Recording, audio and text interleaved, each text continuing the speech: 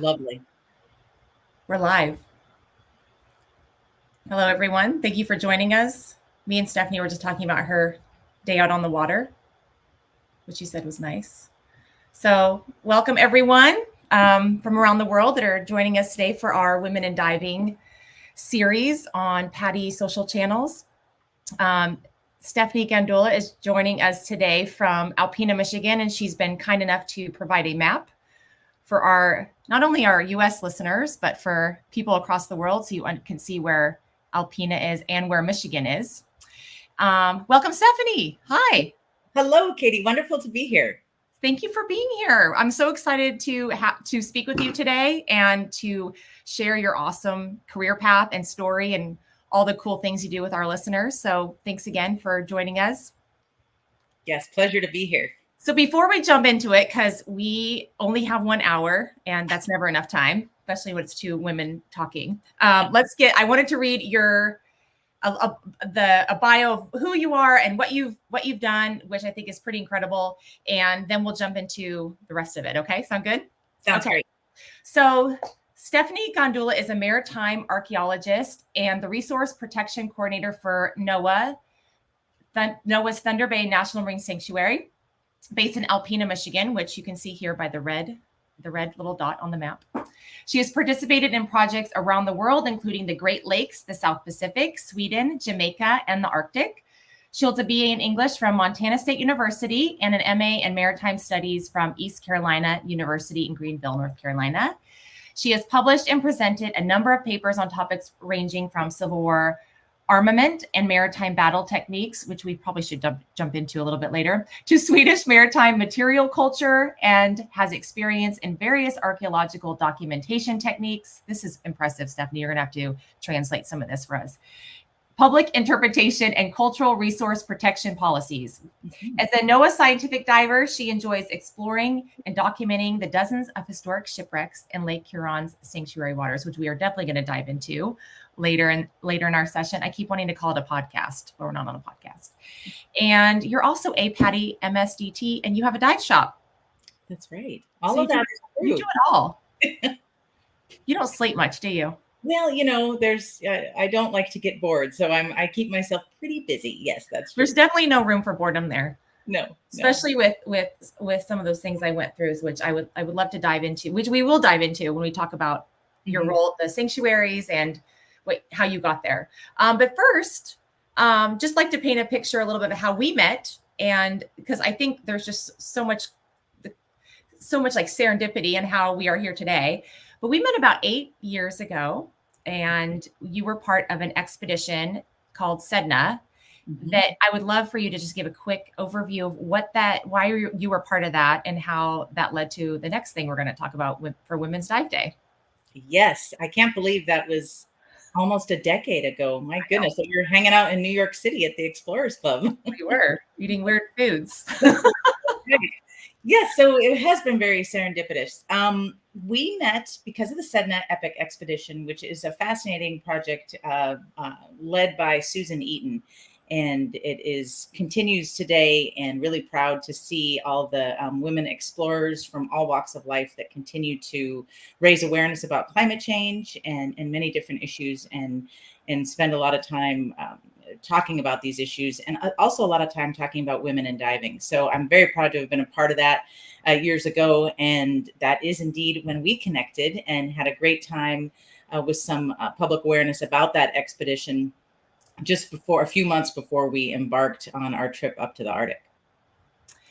And part of that one of the big reasons we were interviewing all of the girls from Sedna, and then of course you being part of that, was for Women's Dive Day, and which is also part of what brought this series together with Women in Diving series, talking about amazing women in diving, and what helped create you as a celebrity of your own documentary, of the Big Five Dive, which we shared a link to that documentary in our promotion of this session today. So if you happen not to see that yet, make sure you do. It's 27 minutes, so it doesn't take, if you have just a short window, it's totally worth it. That that documentary was so well done. And I would love for you to tell people, I mean, it's really incredible because 3 of the 5 dives were done at, I believe, at night. And you saw sunsets, moonsets, moonrises, sunsets. So I would love for you to talk a little bit more about the inspiration for that dive. And you have the map here already that kind of shows, you can kind of talk and walk through the journey that you guys took in that 24-hour period, you ladies.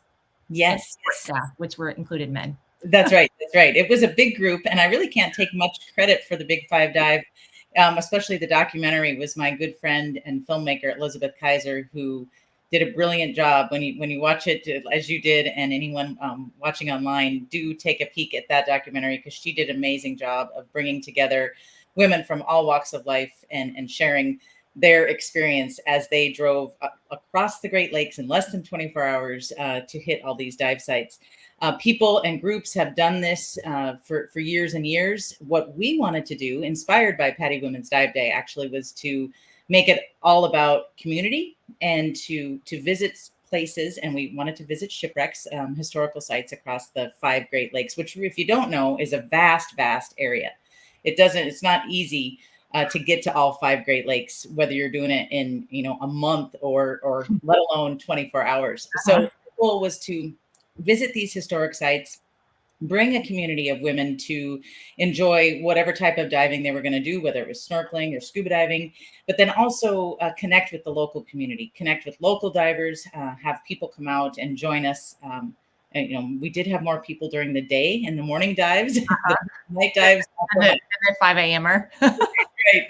But it was all about community and a great celebration of women in diving, and to raise awareness about working to equalize those numbers in accessibility for diving. And so the Big 5 dive, it was thousands of miles, and it was exhausting. And looking back on it, it was probably one of the coolest things I've been honored to be a part of. I had our core group, Megan and Jackie and Sarah and Hannah, that we had a lot of fun. We may have had more fun on our recon missions because we had to scout out these sites, right? We couldn't just show up in the middle of Lake Erie and say, where should we dive? Yeah. So we had a lot of fun months before scouting out different sites. It really was a treat to be a part of that. People do ask after they watch the documentary and they're inspired and you're feeling positive about things. They're like, well, when are you gonna do the Big 5 dive again? And I'm like, I don't think I'll be doing that again.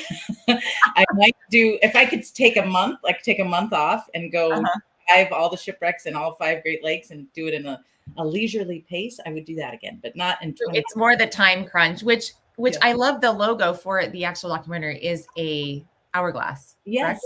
Yep. My friend Jackie Edwards designed that. Yeah. And that was kind of what that was almost the theme of the documentary, besides women in diving, was where we have to get there on time. And you even had we're this many minutes behind. Right. But it was interesting because you dealt with a lot of different challenges as far as wave conditions, even, which people probably might not think about when they're thinking about lakes like that. And I know that there's big waves because I know there's surfing up there as well. And it gets there's a lot of conditions, weather, temperature. And you guys were just incredible. You had snorkelers with you. I think it's really cool because you beyond engaging the community, you were free diving as well. There was scuba divers, you had snorkelers, you had people coming in and joining you. I think that's great for people to look at as a template for their own events or whatever. It doesn't have to even be Women's Dive Day, but just inspiration for people to get together to do something as a team, or coming together to go diving and be inspired to do something different. So that was awesome. It was fun to watch that. I agree. It was super fun to have people, just join us at that one dive site, and then, in with us afterwards, make sure we survived. And it was a great time. So what are you doing this year for Women's Dive Day? Well, we actually are planning, and we've done this for a few years because it's such a great spot to dive, and it's only about a half hour from me right here. And it's one of the dive sites we do visit in the Big 5 dive. It's the 3rd one, so the one right in the middle, right at that red dot, actually on the map that you're looking at. We will visit the wreck site of the Joseph S. Fay, which is a shallow site. It's a shore accessible site, one of my favorite spots in the Great Lakes. There's a beautiful lighthouse there, beautiful sandy beach. nice picnic tables, so we can go in a relaxed fashion, snorkel or scuba dive out to the shipwreck site and enjoy that, and then we'll have a nice picnic. So it's much more cool than the Big Five dive, but it definitely is a great way to bring our community's divers together. Okay, so I know we jumped ahead a little bit because I really want to just start there and talk about that awesome documentary and just how we met each other, and here we are today. But your title and like your role right now at National Marine Sanctuaries is a maritime archaeologist. Mm-hmm. And I would love to paint if you could paint a picture for our audience about what does that mean? You talk about right now, you've talked about the Great Lakes, you talk about shipwrecks. So I'd love to dive into all of that and for you to like give a good idea of like, what it is a maritime archaeologist really does and all the things that you do on in a day-to-day, weekly, month-to-month basis. I know you do so many different things. So would love for you to dive into that.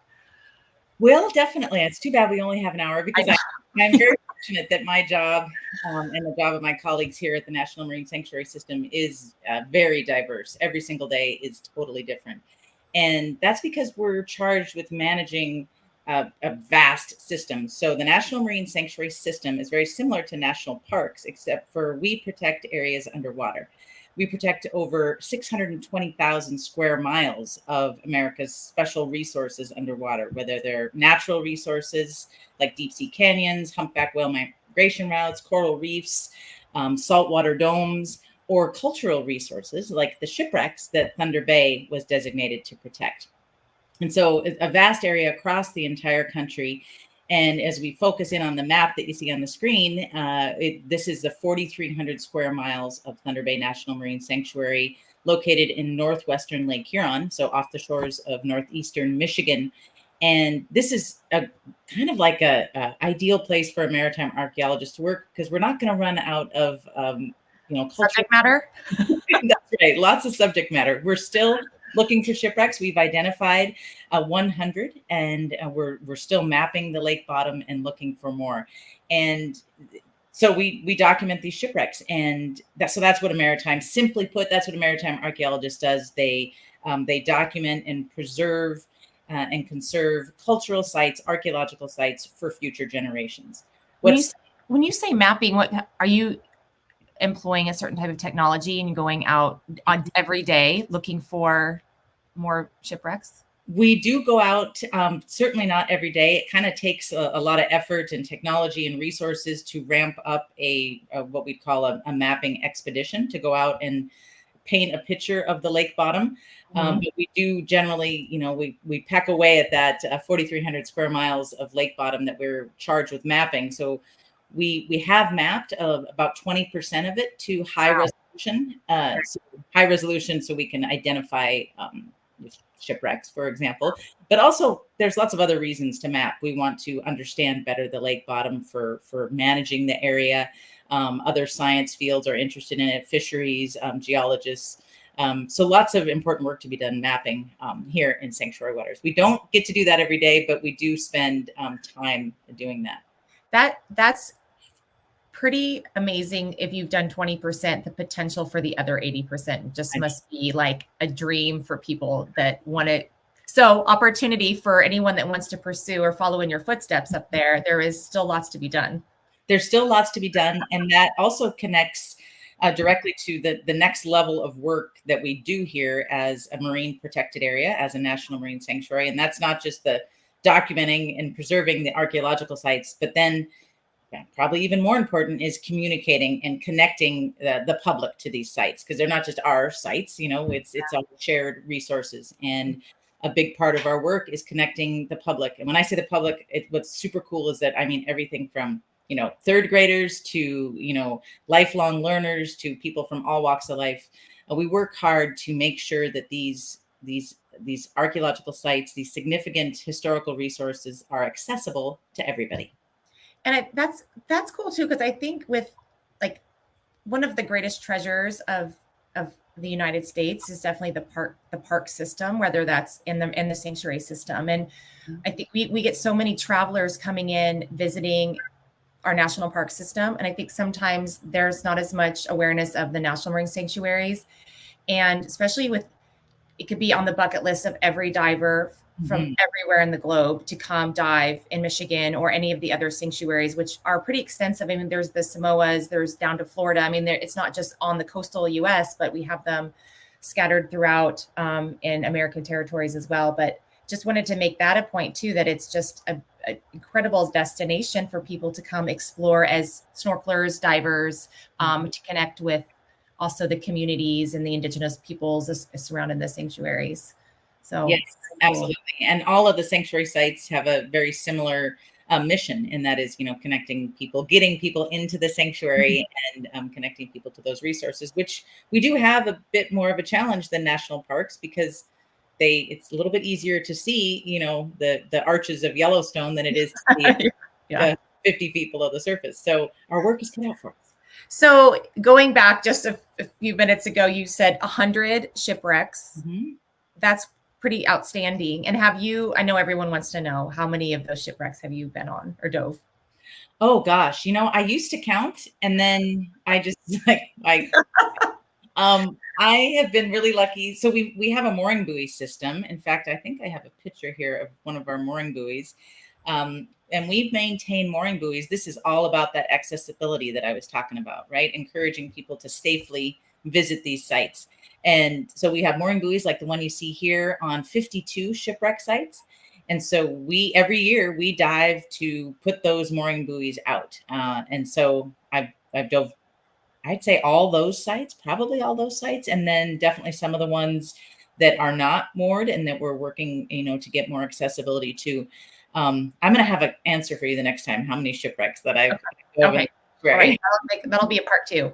Right. So what do you do as a maritime archaeologist? You find a shipwreck, and maybe you can use the most recent example, Ironton, for example, or pick any of them.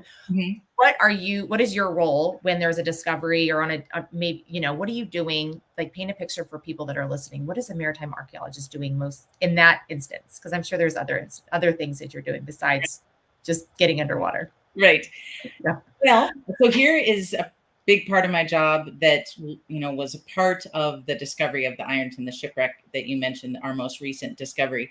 And I do want to just a little aside, like when I mentioned in the beginning that we've discovered 100 shipwrecks, the we is not, the staff at the sanctuary necessarily. It's the community in Northeast Michigan. It's divers from even further afield. So it's a community effort. There were many shipwrecks already known when the sanctuary was designated, but we do have lots of work, like I mentioned, to continue to look for shipwrecks. What you see here is an image of me driving one of our small boats and escorting, if you will, an autonomous surface vessel, which has a multi-beam mounted on the bottom. And so that multi-beam will send out sound waves, and how those sound waves come back give us a picture of what the lake bottom looks like. Simply said, it gives us a picture if there's a shipwreck there. And so working in tandem with our other NOAA research vessels, for example, from the Great Lakes Environmental Research Lab, our partners here in the Great Lakes, we sent out some vessels to go map and look where we hadn't been before, and working with all sorts of partners, which is how we're able to make things possible, including partners like Ocean Exploration Trust, University of New Hampshire, University of Delaware. I hate to even mention names because there's so many that make our work possible. We're able to then make discoveries like this one, the sunken schooner barge Ironton, which sank in a tragic collision in September of 1894. And so a discovery like this is super exciting, not just for the people driving those small boats or the people operating that autonomous surface vessel, but for national marine sanctuaries, for the community of Northeast Michigan, to really be put on the map when a discovery like this is announced, which I will say that when this came out a little bit over a year ago, it was a very popular news story around the world. So pretty cool news. So I'm sure I have this question. I'm thinking other people have this question. They hear maritime archaeologist. Did you get to go down there and like look for whatever artifacts, tangible items, like you're dusting things off, you're looking, I'm sure you don't want to, probably there's an integrity of preservation, so you probably can't touch anything right away. But just curious, when you do find something like this, what is the protocol for like next steps in getting in the water? Who gets in the water? Do you get to be part of that team? Like what happens there?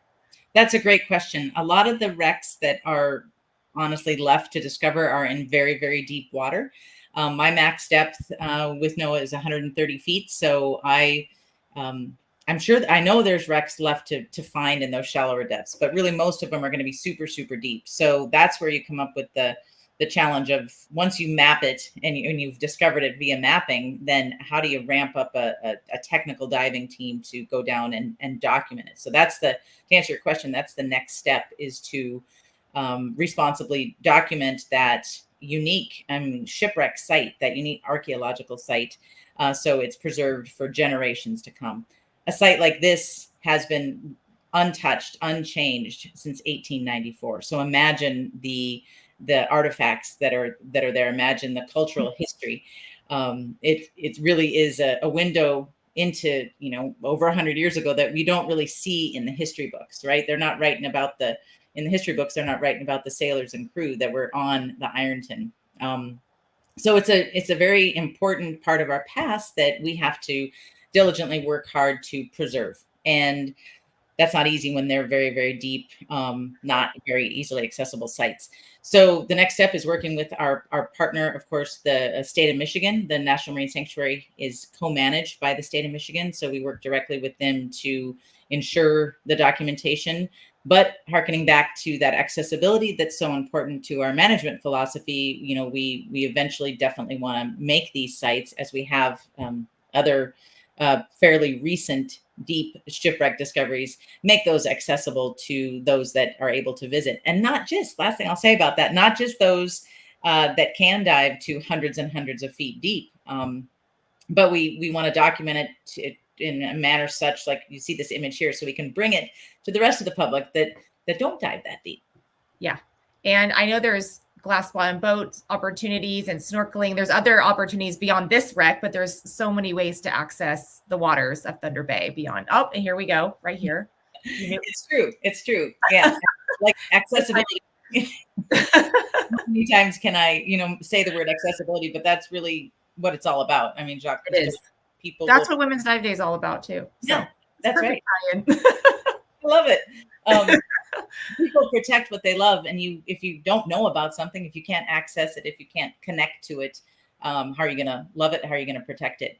I love this image here on the left. This is from a helicopter, and my friend Joe Hoyt there's taken a picture of the glass bottom boat over one of our most accessible, most popular shallow shipwreck sites, the William Rend. The Rend is almost 300 feet long. Obviously, the glass bottom boat visits it, and they get thousands and thousands of people out on Lake Huron, out in the water, classrooms of students seeing these shipwrecks firsthand, which is super cool experience. I've heard you speak before on this topic, and we didn't cover this on our last chat, but you talked about the balance of protecting like history versus what's in front of us right now with like climate change and dealing with like just, I guess, preservation in general. And I think it's really interesting how the marine sanctuaries and like what you do, it's sometimes it is essential that we are looking at protecting both. And it would be interesting to hear like you share your thoughts on that, because I thought it was very eloquent how you have poised that before. Okay. Well, I guess I'm trying to remember how I said that, if I was eloquent. I'm not sure I'll be able to.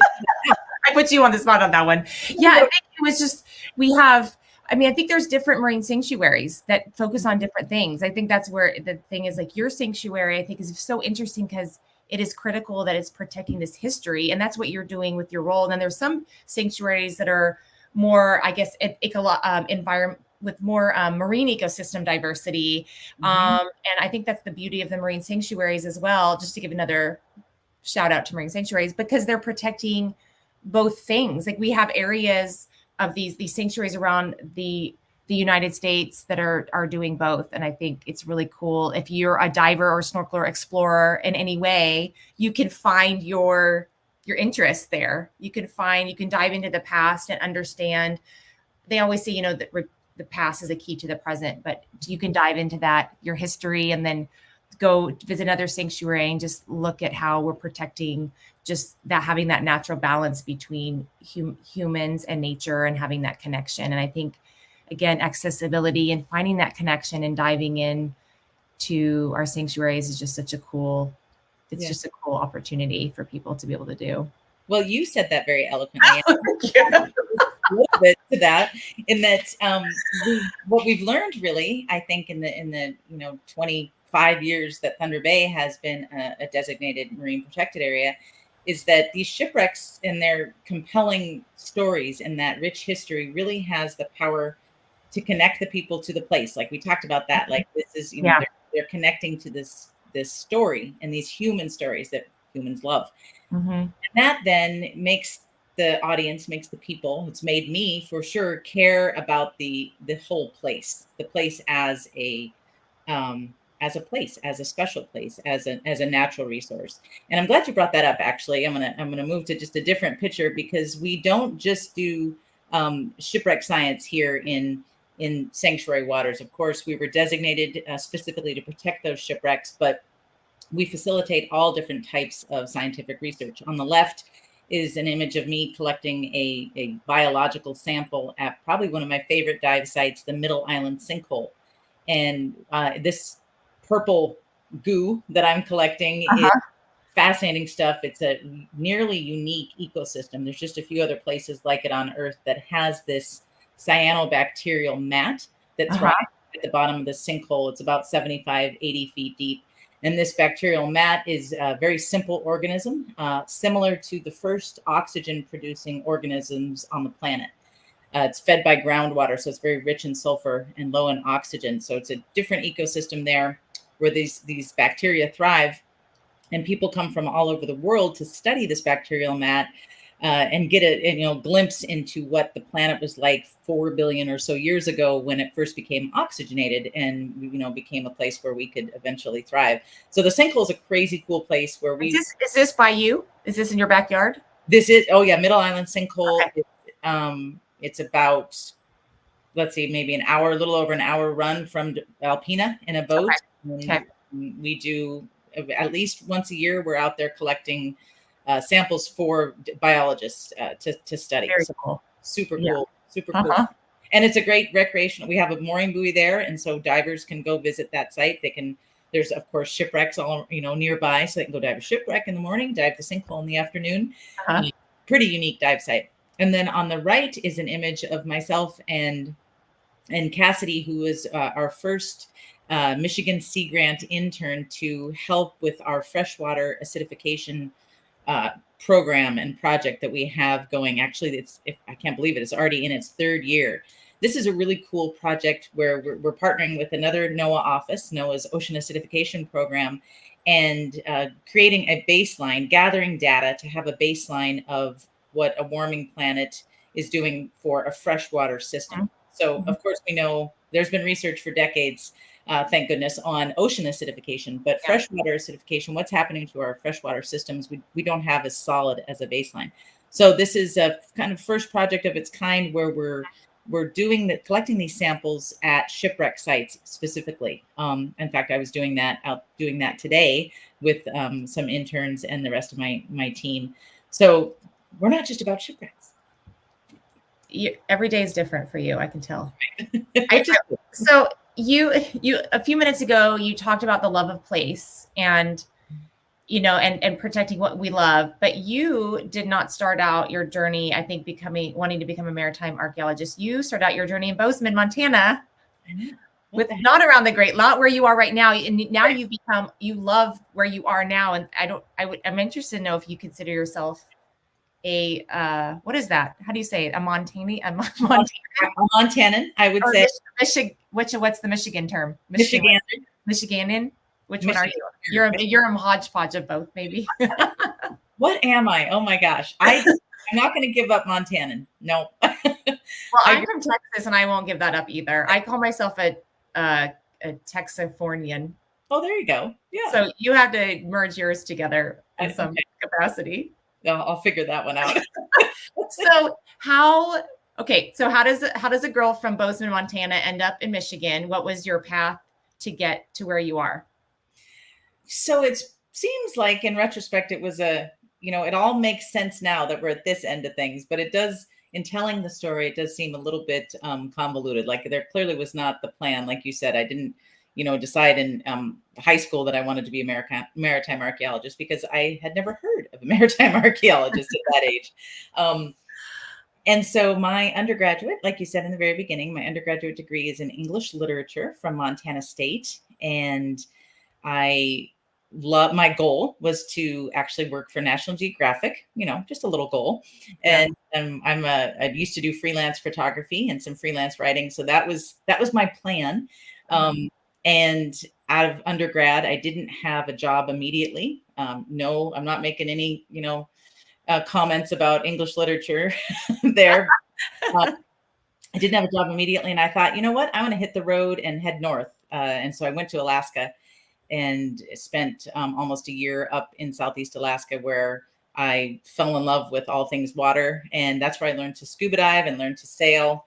And it wasn't until quite a few years later that, after being a diver and doing all sorts of different things, a few different career paths, construction, like I said, freelance writing. I asphalt. Yes, I definitely did some asphalt work. That taught me a lot of different skills that I use today still.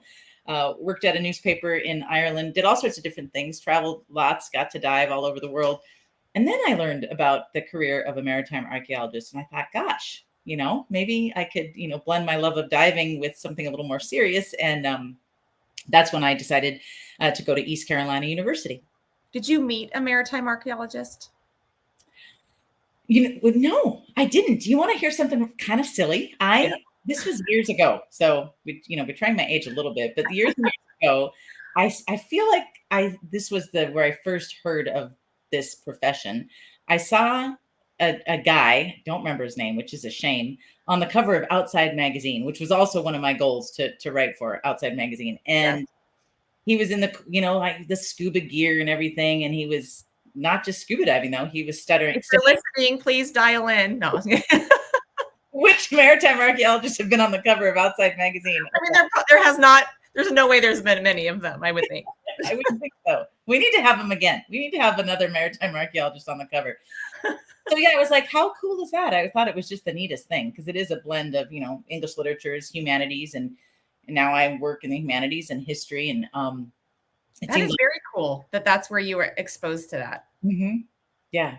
So then I started, I was actually, when I applied to East Carolina University, I was working at the Museum of the Rockies in Bozeman, Montana, which is an amazing dinosaur museum, super cool place to work. And so I knew I liked museum field as well, which we have a visitor center. We have the Thunder Bay National Marine Sanctuary has a great 10,000 square feet of exhibits, which you can see a glimpse of here. So I knew I loved museums, and all these things really came into, the interpretation of the maritime history, the actual on the water work, the working with the public, all the things that I love to do. Came together in maritime archaeology. So you said earlier that you're still using your skills from construction and asphalt, the asphalt work you did. I'm just curious to know which skills in particular have carried over. Really? Well, let's see. Quite a bit of math, I would say. When you document a shipwreck site, right? Yeah. You've got to use a grid system. You got to lay out a line. You got to measure the site. So doing asphalt, I did I did quite a few different roles in that field, but you have to go, measure a job to bid on these jobs. So I would go measure and understand the site, whether it was a driveway or a parking lot or a shipwreck. And so that was one, like just understanding a place there and how to document a physical space, and dealing with people, not in a pejorative sense necessarily, but working with and communicating with people from a real variety of backgrounds and even like responsibility. Yeah. Very cool. I love that. I love how things come together like that. Great. Your master's thesis was interesting. I thought so. I think so, because it's when I didn't read it, but I'm sure it was great. Now, can you talk about actually because I think it sounds very fascinating. So I was very fortunate to work at to study the Vasa, which is a pretty famous shipwreck from Sweden. It's now it's 98% recovered, and probably one of the most impressive maritime museums on the planet, based right in Stockholm. And there was a number of us at ECU that did their masters on different aspects, different artifacts from the Vasa. It was sank in 1628, so it's much older than the wrecks that I study and work on here, much older.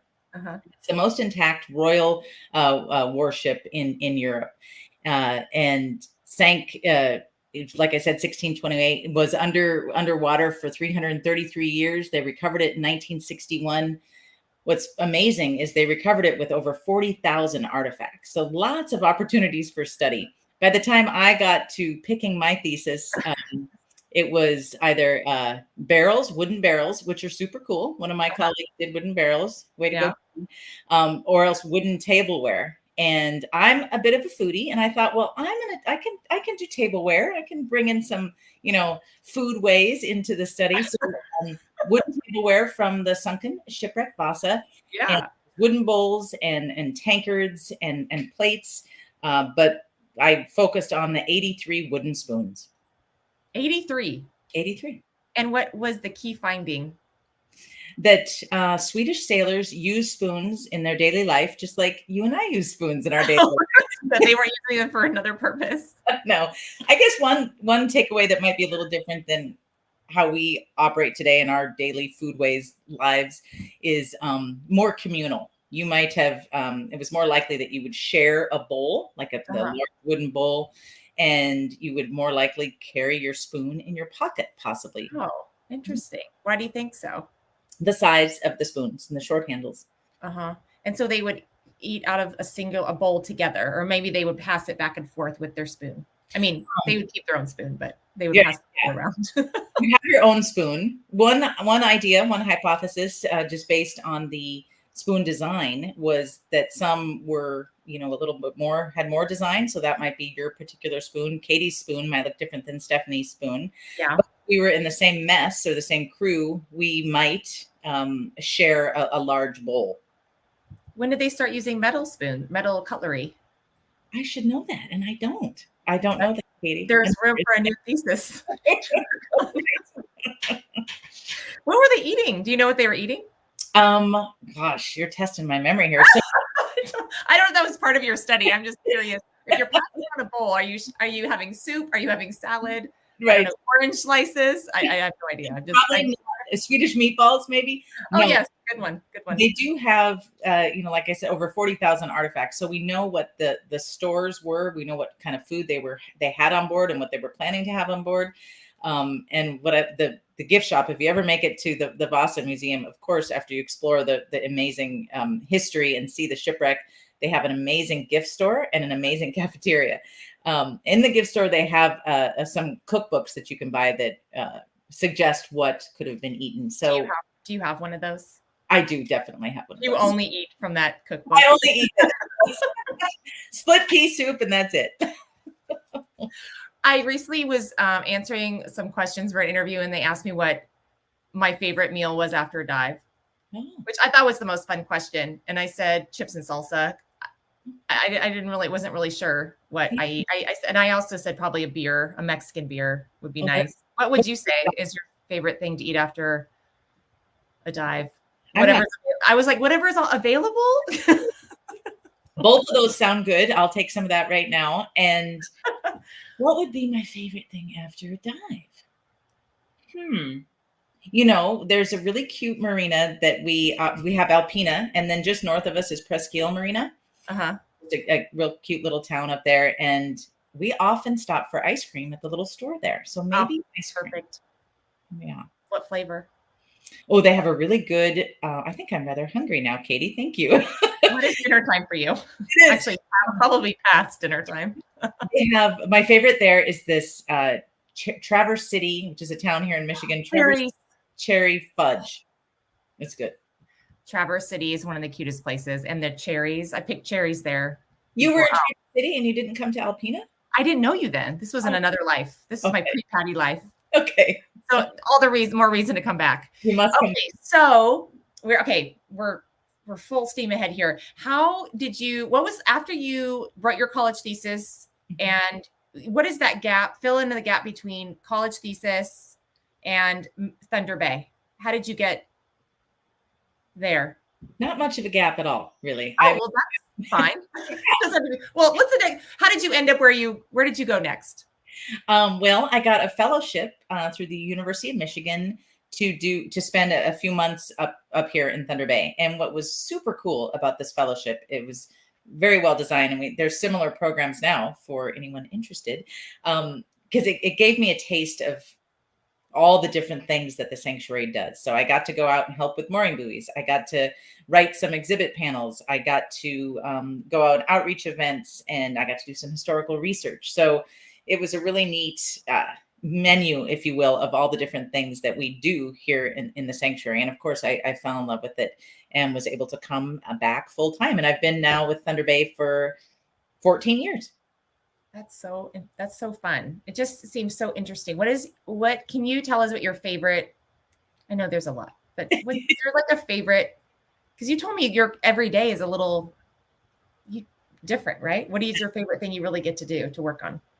Oh my gosh. Let me think. I'm thinking, scrolling through some pictures to see if I can come up. Well, I mean, you can't beat visiting shipwreck sites, really, if you're a diver, especially. So this is one of our shallow sites. This was taken by my good friend and amazing diver, Jennifer Idle. And this is the Bay City shipwreck. It's literally, I could walk 2 blocks from my house right here and hop off the breakwall into the water and dive out to the shipwreck. It's about 17 feet deep. The glass bottom boat visits this sometime. So I would say if I could pick a favorite, it might be diving the shipwrecks. It's kind of maybe really why I'm here. Here's another shallow shipwreck site. My friend Sarah snorkeling at this one. Then of course we have the much deeper ones. Oh, beautiful. That's a beautiful photo. Isn't that amazing? So photo mosaic here, a number of photos stitched together. This is the schooner Defiance. Sits in about 180 feet of water. But that's the ambient light at that depth. So cold, fresh water. That's why those masts still standing upright about 90 feet in the water column. So today, that's my answer, diving shipwrecks. Tomorrow, I might have a different answer. So just for our listeners, because we definitely have people listening that are all levels of diving, from novice to even probably PADI professionals like yourself. I know we talked about accessibility a lot, and obviously this guy is probably a technical diver right here. But for those who are wanting to get into, before not even your career, but just to get into shipwreck diving, which you do teach at your dive center, I believe. Yes. Okay. What does that entail? Like if I'm like just getting into diving, yeah. And I want to go dive something like that, what does that path look like? Or even you can talk about, you don't have to go this deep to dive shipwrecks because you have so many. Right. And that's what I think is super special about our area here, and the people that are fortunate to learn to dive here, not only in the Great Lakes, but in Thunder Bay National Marine Sanctuary. Like, it is easy to get to a 20-foot deep shipwreck. So, that's what I would say for advice, is to connect with your local dive shop. And there's over 50 dive shops. That number might be wrong now, but over 50 dive shops in the state of Michigan. And all of them, know about the sanctuary and will visit here on trips. And so connecting with the locals that know where the wrecks are. If you're not in the Great Lakes, still connect with your local dive shop, because if there's a shipwreck, they're the ones who are going to know about it. And then make one of your advanced open water specialties the wreck diver specialty, because you're going to get, like with any of the specialties, like with anything that you learn, you're going to acquire all sorts of different skills, right? Navigation, buoyancy control as you are close to a wreck and you don't want to disturb a wreck. Environments, those type of things, right? Yeah. What was I going to say? For those looking for a career, I think that's one of the things I think we've wanted to do with Women's Dive Day, or Women in Diving. I like to usually use the initiative Women in Diving, because it's more than just a day. It's really about the whole effort was to get more women in the water, more families, more young children, young divers in the water. It was just giving more exposure to women in the field of diving, giving more women a voice and amplifying what their work. And so interesting, using your example of, I saw a guy on the cover of Outside Magazine this many years ago. There is now, I think, a lot more exposure and amplification of females across the industry and in and outside, even in like related industries, like a maritime archaeologist, or in the sciences, in robotics, in all these really cool careers. So I would imagine there might be even more structured discipline as far as getting into what you're doing now, possibly. But what advice would you give to those listening that are like, oh my gosh, I want to do what she's doing? What would you tell them to do? I would tell them to reach out to people that are doing, and anyone can reach out to me. I would hopefully give some good advice, but reach out to somebody that is doing what you want to do and connect with them, and you see if you can do a job shadow. What's another big part of the work we do here in Thunder Bay is our educational programs. And there's a few that work hard to really get, I've mentioned this statement before, to really get people into their sanctuary. And so we have a third grade program, which gets every third grader in Alpena County out into the sanctuary, which is super important because most of these kids have not been on the big lake. And so, there's lots of beautiful inland lakes here to explore.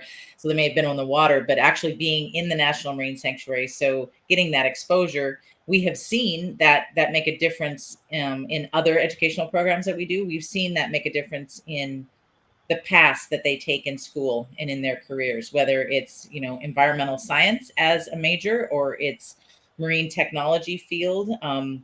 So I guess what I say, pretty much what you started with, like, connect to the people that are doing what you would like to be doing yourself and see the different pathways. And I guarantee they're going to have some advice.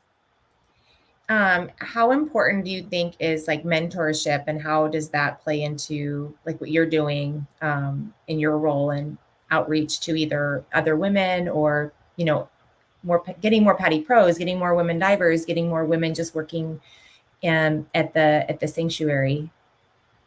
I think it's huge. And I have seen mentors in all, sizes, shapes, and fashions, I feel. And I don't know if I thought at the time that someone was a mentor, but my personal philosophy really is that you can learn something from every individual that you encounter in your life, no matter what. And so, and I think some of my mentors have come in not expected ways, and inspiration have come in unexpected ways. And so I think it's so important to have a community, and I think our dive community, PADI and beyond, our dive community fosters that, like a community that is there to support and learn from the younger people coming up, or vice versa, and be that mentor or be a mentee.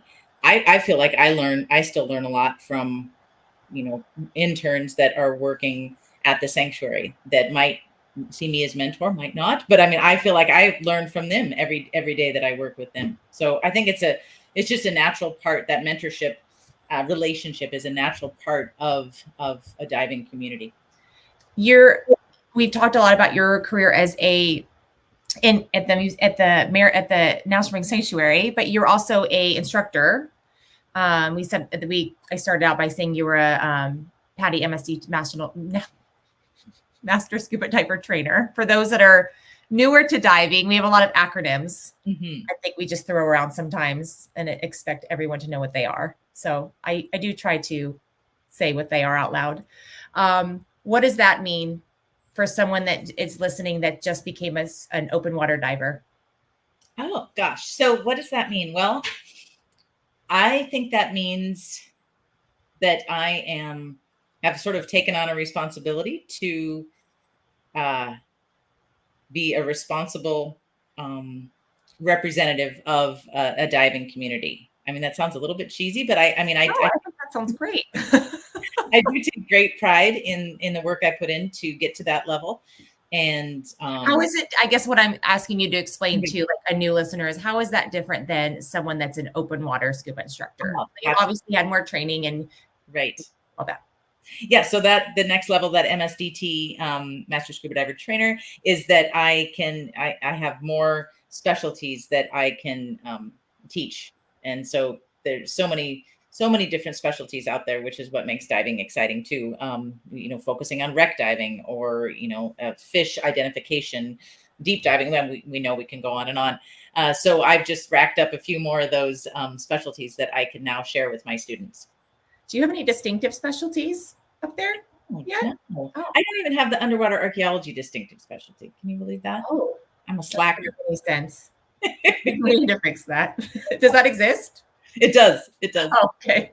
Wait, it's a distinctive or a regular specialty? I think it's a distinctive. Oh, okay. I'm not.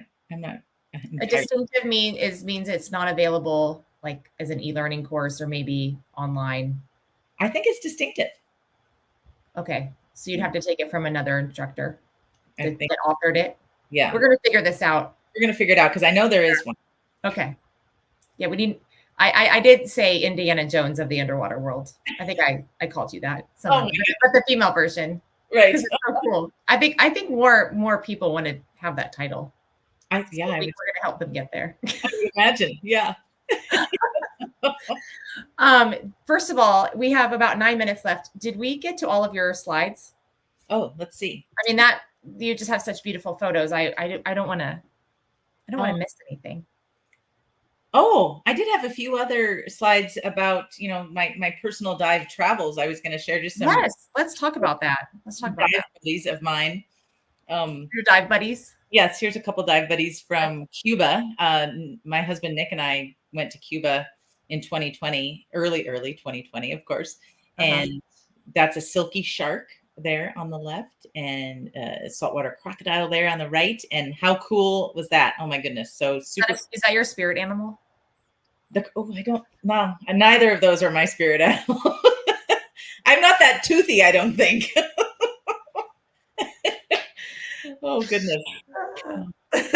Let's see this might be my spirit animal. Is that your favorite fish? This is my favorite fish here in the Great Lakes. This is a burbot, burbot, and they are the coolest fish.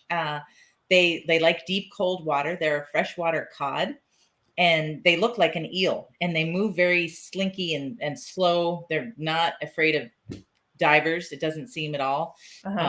There's one. I swear there's the same one there's a shipwreck out here called the Montana. It's about 65 feet deep. And I swear there's my buddy. Well, that makes sense. Yeah. He's there. He's always there. He's at your place because you're from Montana. Oh, I know. Right. It's one of my favorite shipwrecks. How weird. But I do have a burbot buddy that lives there. He hangs out at the yeah. So burbot. You would eat those after your dive though, correct? Well, they are pretty. Oh, you would? Oh. Yeah. I have eaten them. But not this one. Not this one. This one is actually, I took that in Lake Michigan, which also has amazing diving, and a new National Marine Sanctuary over there, Wisconsin Shipwreck Coast National Marine Sanctuary. Oh, cool. Yeah. Wait, is that the photo or does he have like a little tongue that's coming out of his mouth? It's a little barbell sticking out. Oh. Yeah. Isn't he cute? Yeah. And then the last photo I have actually is, I was going to talk a little bit about free diving if we had the time. That's something. I'd love to talk about free diving because it's so great. It's so great. And we have the Great Lakes Divers, the shop has hosted a number of free dive trainings here in the sanctuary. And that's my husband, Nick, who loves to free dive and spearfish out at Buoy, getting ready to do some free diving. Nice. Is there a pretty big free diving culture in the Great Lakes? It's growing. It's definitely growing. There's a growing spearfishing community as well. Yeah. And I would imagine. Yeah. What are they mostly catching? Well, now they just a couple of years ago, the state added some game fish that you can spear. So there's the usual for all time. You could have speared drum and carp and a few other species, but now you can spear lake trout and walleye and pike, which is pretty big deal. very responsible, selective way to harvest your fish. And Yeah. Nick makes some really, really good drum tacos. So when you come to visit, we'll make you drum tacos. That'll be our post-dive meal. There we go. That's it.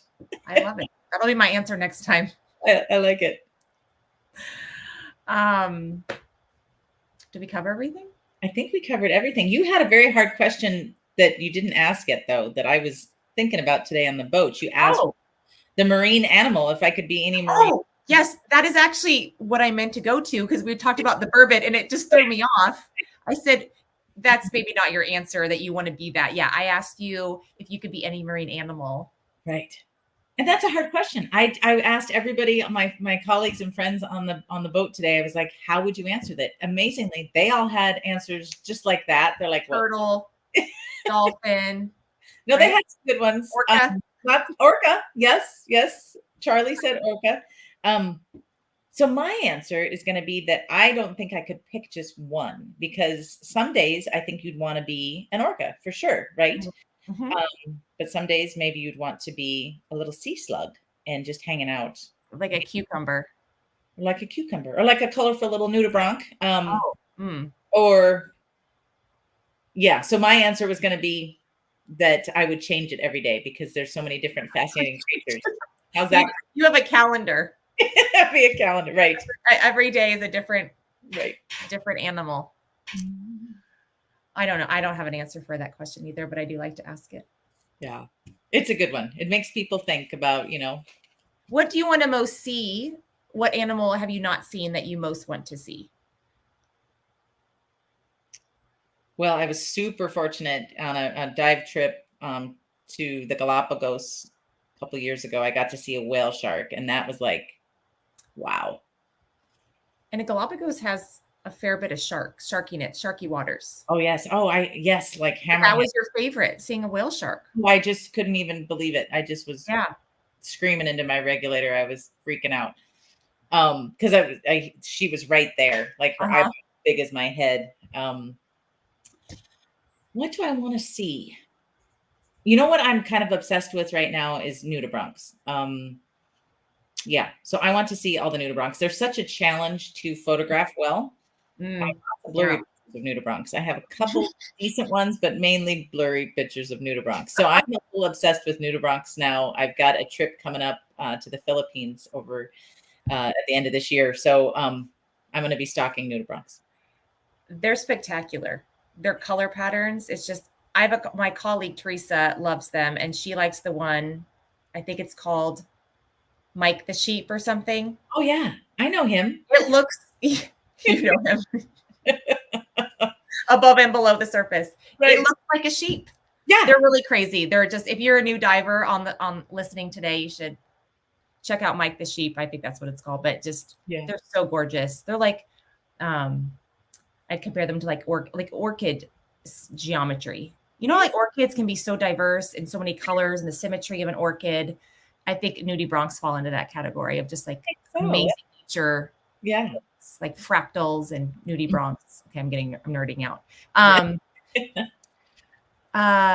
So they're your favorite. And okay, last question, because this is always what people want to hear about too, is favorite dive, and then next. Oh, you said your next dive already. Next dive is Philippines, or your next big trip dive. I guess you dive frequently, but your next big trip is the Philippines, you said. Mm-hmm. And what's your favorite dive spot? Favorite dive spot. Favorite dive spot. How about that answer? The next one I'm going to, the one I have.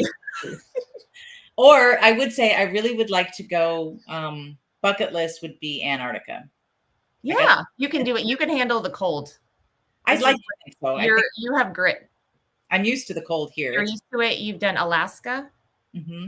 You've done the Sedna expedition, looking, for because of the disappearance of sea ice. Mm-hmm.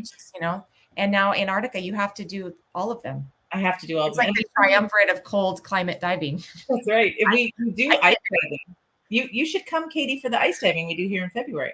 I can't. Can I come in the summer? Well, no, you have to come in February 1st to earn your summer trip. Okay. Well, I need to get a dry suit first. I hate to even admit that I don't have that. Well, I'd probably dive a lot more if I had one. they're pretty fun. I mean, that's a great specialty to have under your weight belt for I sure. know. Is dry My suit. next dive spot is Honduras, so I don't need a dry suit. I'm going with my dad. That's wonderful. How I'm exciting. so excited. Yeah. I just recertified him. Oh, that's not cool. 50 years. Speaking of Cuba, he got certified in 1973. And I just recertified him because really it was technically a recertification, not a refresher. Right. 50 years. Oh, that's cool. He's already been back over. We went out to Catalina, but he's already been to Honduras with his buddy. So we're going to go back. And I'm very excited. Oh, it's like a monumental milestone for me. So I think like diving with family is awesome. I trained my nephew Aiden to dive. Nick and I both did quite a few years ago, and now he is doing his dive instructor program at Waterworld in southwest of Ireland. Which is very cool. Oh, I'm so excited for him. Props to him. I hope it's going well for him. It's going great. All right. It's 4:00. I have to say two things. I have to give a shout out to the Great Dive Podcast guys. If you're listening to this, you guys are amazing. But for everyone listening, if you want to hear more of Stephanie, episode 167 from 2020, I believe, just scroll down. But great interview with those guys. Great Dive Podcast. Oh, they do awesome. And Women's Dive Day for everyone listening is July 20th. That's not this coming Saturday, but the next Saturday. If you're like, what do I do? Call your local dive center. Mm-hmm. And just go local. It doesn't have to be something crazy. It can be a local dive. It could be you and a friend going diving anywhere, grabbing a buddy, whatever. It doesn't have to be a big event. It can just be a fun dive for the day. So, and if you can't go diving, check out PADI.com or our social media channels. We're going to be posting probably for 24 hours of Women's Dive Day extravaganza. There's always people all around the world posting incredible stories, people taking their first breath underwater, first dives, getting certified. So it's just a great celebration of just accessibility, inclusivity, celebration of everything in the ocean. So, well, Stephanie, thank you so much. This has been super fun. Hope to have you back again soon. And we will. Oh, and if anyone wants to, I guess, learn more about you or hear about you or just check out the sanctuaries, do you want to give anyone just a next, where to go from here? Absolutely. Great Dive Podcast that I just mentioned. Yeah. Want to dive up at the Great Lakes, or what's a good resource for them? Check out the sanctuary's website, thunderbay.noaa.gov, and our sanctuary Facebook channels is going to give you lots more information about all the things I talked about, the science, the shipwreck discoveries, the students, the diving, all of that. So check that out. It's a good gateway to getting into the Great Lakes. The gateway drug to Great Lakes. Right. All right. Thank you. Thanks, everybody, for joining us today. Thanks, Katie.